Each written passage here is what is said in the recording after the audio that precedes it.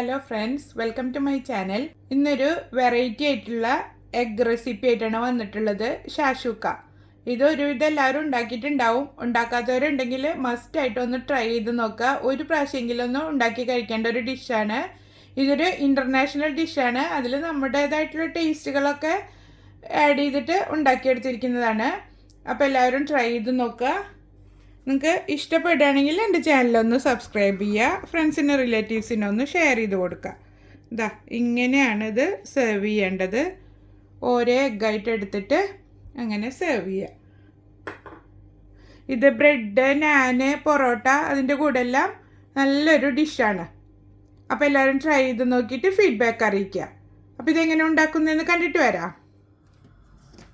Pan അടുപ്പത്ത് വെച്ചിട്ട് നന്നായി ചൂടാക്കി എടുത്തിട്ടുണ്ട്. അതിലേക്കൊരു 2-3 ടേബിൾ സ്പൂൺ ഓയിൽ ഒഴിച്ചു കൊടുക്കുക. ഓയിൽ ചൂടായിട്ടുണ്ട്. അതിലേക്കൊരു 1/4 ടീസ്പൂണ് നല്ല ജീരകം ഇട്ടിട്ടുണ്ട്. അതൊന്ന് മൂപ്പിച്ചെടുക്കുക. ജീരകം മൂത്തിട്ടുണ്ട്. അതിലേക്ക് 1 ടേബിൾ സ്പൂണ് വെളുത്തുള്ളി ചെറുതാക്കി ചോപ്പ് ചെയ്തത് ഇട്ട് കൊടുക്കുക. വെളുത്തുള്ളി നന്നായി മൂത്ത് വന്നിട്ടുണ്ട്. അതിലേക്ക് ഒരു 3 മീഡിയം സൈസിലുള്ള സവാള ചോപ്പ് ചെയ്തത് ഇട്ട് കൊടുക്കുക.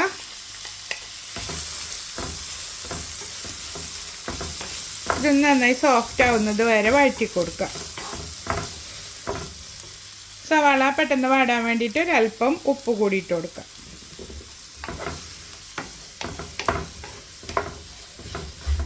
സവാള വാടി തുടങ്ങിയിട്ടുണ്ട്. ഈ സമയത്ത് ഒരു 2 പച്ചമുളക് ചെറുതായി കട്ട് ചെയ്ത് ഇട്ട് കൊടുക്കുക. ഞാൻ 2 ഇട്ടിട്ടുള്ളൂ. നിങ്ങൾക്ക് കൂടുതൽ വേണമെന്നുണ്ടെങ്കിൽ ചേർത്ത് കൊടുക്കാം. 1 മിനിറ്റ് നേരം ഒന്ന് മൂടി വെച്ചിട്ട് വേവിച്ചെടുക്കാം. സവാള വാടി വന്നിട്ടുണ്ട്. ഈ സമയത്ത് മീഡിയം സൈസിലുള്ള ക്യാപ്സിക്കം ചെറുതാക്കി കട്ട് ചെയ്തത് ഇട്ട് കൊടുത്തിട്ടുണ്ട്. എൻ്റെ കയ്യിൽ ഓറഞ്ച് കളറിലുള്ളതാണ് ഉണ്ടായിരുന്നത്. നിങ്ങളുടെ കയ്യിൽ പച്ചയാണുള്ളതെന്നുണ്ടെങ്കിൽ അത് ചേർത്ത് കൊടുക്കുക. അതെല്ലാം 2-3 കളർ ഉണ്ടെങ്കിൽ കുറേശ്ശെ എല്ലാം കൂടെ ചേർത്ത് കൊടുക്കുക. അപ്പോൾ ഡിഷ് നല്ല കളർഫുള്ളായി കിട്ടും. ഇതൊന്ന് 2-3 മിനിറ്റ് ഇട്ടിട്ടൊന്ന് വാട്ടിയെടുക്കുക. 1 മിനിറ്റ് ഒന്ന് ഇളക്കി കൊടുത്തിട്ട് ഇത് മൂടി വെച്ചിട്ട് കുക്ക് ചെയ്തെടുക്കുക.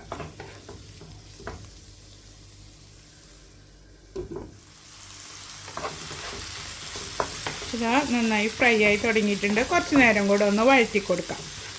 ഇതിലേക്ക് ജിഞ്ചർ ഗാർലിക് പേസ്റ്റ് ഉണ്ടെങ്കിൽ അത് ഇട്ട് കൊടുക്കുക. എൻ്റെ കയ്യിലിപ്പോൾ അത് ഉണ്ടാക്കിയത് ഇരിപ്പില്ലാത്തതുകൊണ്ട് ഞാൻ പൗഡറാണ് ഇട്ട് കൊടുക്കുന്നത്. 1 teaspoon garlic powder, 1 teaspoon ginger powder.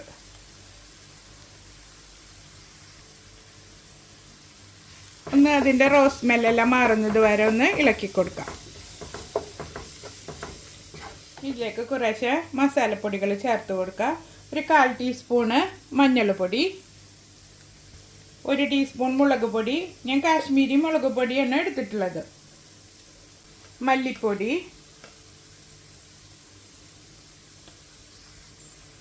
1 teaspoon garam masala. നിങ്ങൾക്ക് ജീരകത്തിൻ്റെ മണം നല്ല ഇഷ്ടമാണെങ്കിൽ ജീരകത്തിൻ്റെ പൊടിയും കൂടെ ചേർത്ത് കൊടുക്കുക. ഞാൻ ആദ്യം തന്നെ ജീരകം ഇട്ടിട്ടുള്ള കാരണം പിന്നെ അതിൻ്റെ പൗഡർ ചേർക്കുന്നില്ല. ഇത് നന്നായി മൂപ്പിച്ചെടുക്കുക. ഓയിൽ കുറച്ച് കുറവ് പോലെ തോന്നുന്നുണ്ട്. 1 ടേബിൾ സ്പൂണും കൂടി ഓയിൽ ഒഴിച്ച് കൊടുത്തിട്ടുണ്ട്. 1 മിനിറ്റ് നേരം ഒന്ന് മസാല ഇതിലിട്ട് ഇളക്കിയതിന് ശേഷം നമുക്കിത് മൂടി വെച്ചിട്ട് 1 മിനിറ്റ് നേരം ഒന്ന് കുക്ക് ചെയ്തെടുക്കാം. അപ്പോൾ ഇതാ നന്നായി ഫ്രൈ ആയിട്ടുണ്ട്. ഇതിലേക്ക് നമ്മൾ അരച്ച് വെച്ചിരിക്കുന്ന തക്കാളി ഒഴിച്ചു കൊടുക്കുക. ഞാനിതൊരു 2 മീഡിയം സൈസിലുള്ള തക്കാളി അരച്ചെടുത്തതാണ്. നിങ്ങളുടെ കയ്യിൽ ടൊമാറ്റോ പ്യൂരി ഉണ്ടെങ്കിൽ ഇപ്പോൾ ടിന്നിൽ വാങ്ങിക്കുന്നത് ഉണ്ടാവില്ല, അതുണ്ടെങ്കിൽ അത് ഒഴിച്ചു കൊടുത്താലും മതി. കാരണം ഇതിലേക്ക് തക്കാളിയുടെ ടേസ്റ്റ് എന്തായാലും നല്ല രീതിയിൽ തന്നെ കിട്ടണം. ഞാൻ ഇതിലേക്ക് ഒരു 2 ടേബിൾ സ്പൂണ് ടൊമാറ്റോ പേസ്റ്റ് കൂടെ ചേർത്ത് കൊടുക്കുന്നുണ്ട്. ഇത് നിങ്ങളുടെ കയ്യിലുണ്ടെങ്കിൽ ചേർത്ത് കൊടുക്കുക, അല്ലെങ്കിൽ ടൊമാറ്റോ പ്യൂരി കുറച്ച് കൂടുതൽ ഒഴിച്ചു കൊടുത്താൽ മതി.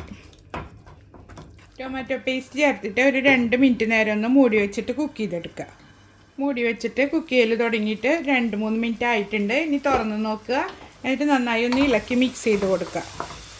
അതാ എണ്ണ എല്ലാം തെളിഞ്ഞ് വരുന്ന രൂപത്തിലായിട്ടുണ്ട്.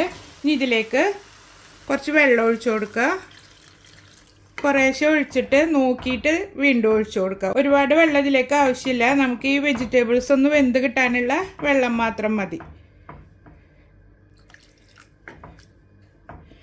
ഇതുപോലൊരു കപ്പിൽ 1 കപ്പ് വെള്ളമാണ് ഞാൻ ഒഴിച്ചു കൊടുത്തിട്ടുള്ളത്.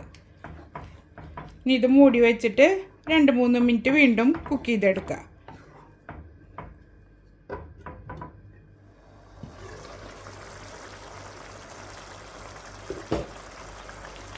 ഇതപ്പോൾ നന്നായി തിളച്ച് തുടങ്ങിയിട്ടുണ്ട്.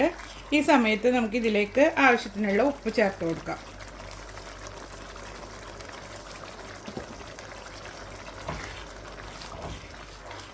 എന്നിട്ട് ഒന്നും കൂടെ ഒന്ന് വറ്റിച്ചെടുക്കുക. നന്നായി വറ്റി വന്നിട്ടുണ്ട്. ഈ സമയത്ത് നമുക്ക് മുട്ട ഓരോന്നായിട്ട് പൊട്ടിച്ചൊഴിച്ച് കൊടുക്കുക. ഇതുപോലൊരു ബൗളിൽ പൊട്ടിച്ചിട്ട് ഒഴിച്ചു കൊടുത്താൽ മതി. നമ്മൾ ഒഴിക്കുമ്പോൾ കുറച്ചൊന്ന് ഇങ്ങനെ നീക്കിയിട്ട് ഒഴിച്ചു കൊടുക്കുക.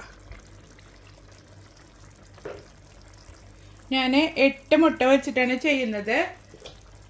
അത് എല്ലാതും നമ്മളിതാ ഇതുപോലെ നീക്കിയിട്ട് വേണം ഒഴിച്ചു കൊടുക്കാൻ. ഇത് ബ്രേക്ക്ഫാസ്റ്റ് ആയിട്ടും ഡിന്നറായിട്ടും ഒക്കെ നമുക്ക് സെർവ് ചെയ്യാം. ഇനി കുറച്ച് ഉപ്പ് എഗ്ഗിൻ്റെ മുകളിലൊന്ന് വെതറി കൊടുക്കുക. കാരണം നമ്മൾ കറിയിലിട്ടിട്ടുണ്ടെങ്കിലും അതിന് മുകളിൽ കുറച്ച് ഇട്ട് കൊടുക്കണം.